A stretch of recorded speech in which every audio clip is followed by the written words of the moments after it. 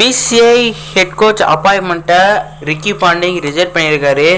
ஏன்னா அதாவது அவங்க கேட்டிருக்காங்க, ரிக்கி பாண்டிங் இங்கே வந்து ஹெட் கோச்சாக இருக்கீங்களான்னு கேட்டிருக்காங்க. ரிக்கி பாண்டிங் வந்து நான் வரமாட்டேன் முடியாதுன்னு இருக்காரு.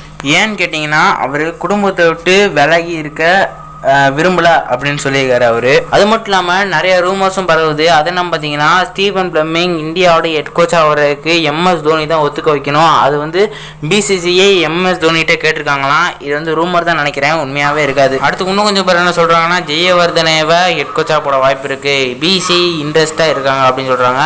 இன்னும் கொஞ்சம் பேர் என்ன சொல்கிறாங்கன்னா ஹர்பஜன் சிங் வர வாய்ப்பு இருக்குது, பிசிசிஐ இன்ட்ரெஸ்டாக இருக்காங்க அவரை அப்பாயின்மெண்ட் பண்ண அப்படின்னு சில பேர் சொல்கிறாங்க. எனக்கு தெரிஞ்சு கௌதம் கம்பீர் வந்தால் நல்லா இருக்குங்க. ஏன்னா அவரை கேகேஆர் ஃபைனல் வரை எடுத்துகிட்டு போயிருக்காரு, கப்படிக்கும் வாய்ப்பு இருக்குது, நல்லா கோச் பண்ணுறாருங்க. அவர் வந்து ஹெட் கோச்சாக போட்டால் இந்தியாவுக்கு நல்லா இருக்கும்னு நான் நினைக்கிறேன். நீங்கள் என்ன சொல்கிறீங்க? கமெண்ட் சொல்லி போயிருங்க. அப்புறம் உணவில் பார்ப்போம். Bye guys.